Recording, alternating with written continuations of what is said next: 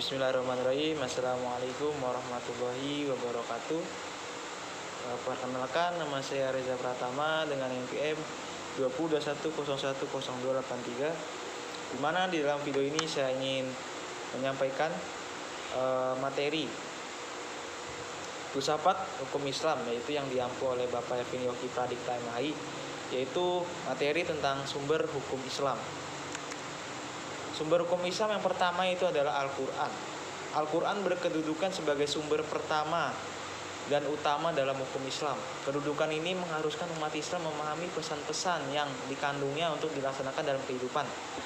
Hal tersebut juga diperlukan sebagai upaya mengatur perilaku manusia, baik yang berhubungan dengan manusia ataupun makhluk lainnya secara horizontal.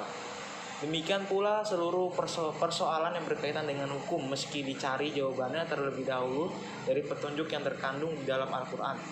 Kemaslahatan hidup manusia di dunia dan di akhirat diyakini dapat diperoleh jika manusia melandaskan pada perilaku hidup mereka pada petunjuk Al-Quran. Argumentasi yang mengatakan bahwa Al-Quran sebagai sumber dan dalil pertama dan utama ditemukan dalam penjelasan Al-Quran itu sendiri. Pada sejumlah ayat, lebih dari 30 kali ditemukan perintah mematuhi Allah dalam Al-Quran. Bahkan meninggalkan aturan yang disebutkan Al-Quran akan membawa akibat meningkatnya kejahatan yang dilakukan manusia. Al-Quran secara redaksional dan makna yang dikandung bersifat qat'i al-wujud. Maksudnya adalah lafaz Al-Quran dan pesan yang dikandungnya terjamin keautentikannya dan otoritasnya itu benar.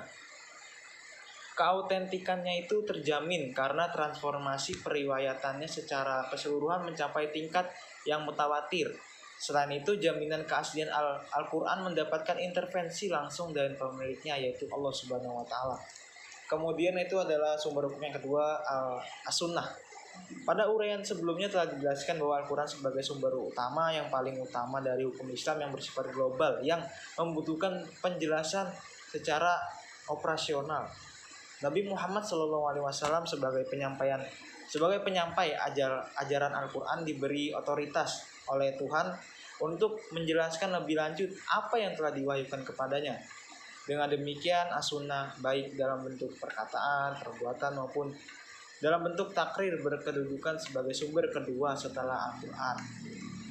Kedudukan As-Sunnah sebagaimana disebutkan di atas berdasarkan argumentasi bahwa secara normatif ditemukan ayat Al-Quran yang menyeluruh untuk taat kepada Rasul. Ketaatan kepada Rasul sering dikaitkan dengan ketaatan kepada Allah Subhanahu wa Ta'ala, yang seperti yang ditemukan pada surah An-Nisa ayat 13, yang artinya hukum-hukum tersebut itu adalah ketentuan-ketentuan dari Allah. Barang siapa taat kepada Allah dan Rasulnya, niscaya Allah memasukkannya ke dalam surga. Allah sering menetapkan beriman kepada Rasul sama dengan kewajiban beriman kepada Allah Subhanahu wa Ta'ala disebutkan dalam surah Al-A'raf ayat 158. Penegasan Al-Quran juga menyebutkan bahwa perbuatan Rasul berdasarkan wahyu yang diturunkan kepadanya, seperti yang disebutkan dalam surah An-Najm ayat 3, yang artinya dan tidaklah diucapkan itu Al-Quran menurut kemauan hawa nafsunya. Kemudian itu adalah akal dan proyeksi ijtihad. Yang pertama yaitu ada pengertian akal. Akal menurut Al-Quran, lebih khususnya menurut pengertian pra-Islam, yaitu adalah bahwa memerhatikan alam sekitarnya dengan otak, yang dimana otak adalah organ tubuh akal. Artinya akal itu sendiri terdapat di dalam otak seseorang yang digunakan untuk berpikir, dan berdasarkan pemikiran itu maka lahirlah suatu ide atau gagasan mengenai suatu masalah yang dipikirkan. Sebagaimana telah kita ketahui bahwa Allah Subhanahu wa Ta'ala menciptakan manusia berbeda berdasarkan akalnya dengan makhluk hidup lainnya seperti hewan dan tumbuhan. Kemudian berdasarkan perspektif Islam, peran akan dibagi menjadi dua, yaitu yang pertama itu adalah memahami nilai-nilai ajaran agama. Apabila ada doktrin yang kurang jelas, akal akan merumuskan pelaksanaannya. Adapun ketika sebuah doktrin agama memiliki nilai-nilai sosial, akal bertugas menerjemahkan dalam konteks kehidupan kekinian, bukan untuk mengubah doktrin, melainkan untuk menemukan pelaksanaan doktrin. Kemudian yang kedua, akal bertugas memilih dan menyeleksi doktrin agama. Terkadang ada doktrin agama yang temporer atau madaniyah dan doktrin agama yang selalu kontemporer atau makiyah.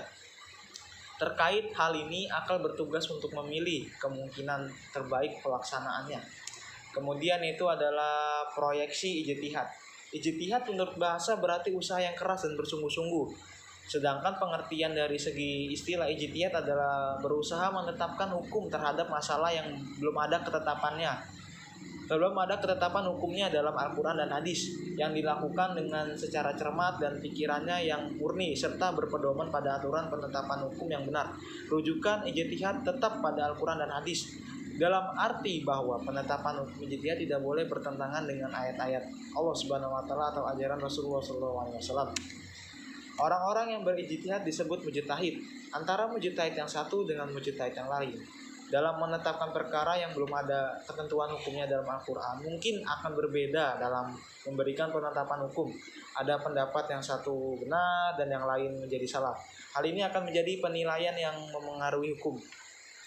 Ijtihad menjadi sumber hukum Islam yang ketiga, boleh dilakukan oleh siapa saja, memiliki persyaratan minimal seperti memahami mafhum ayat atau hadis, atau memiliki atau menguasai ilmu alat seperti nahwu shorof, mengetahui latar belakang suatu ayat atau hadir, luas pemahamannya terhadap pengetahuan Islam, serta memiliki loyalitas yang tinggi terhadap agama dan lain-lain.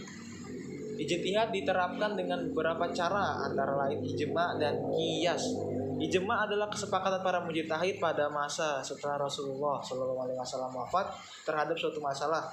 Kemudian sedangkan qiyas adalah menetapkan hukum dengan cara menghubungkan suatu perkara yang sudah ada ketetapan hukumnya terhadap masalah lain yang dihadapi dan belum ada ketetapan hukumnya, sedangkan antara keduanya itu sama-sama memiliki sebab yang bisa disepadankan. Baik, mungkin itu saja yang dapat saya sampaikan, kurang lebihnya saya mohon maaf. Wassalamualaikum warahmatullahi wabarakatuh.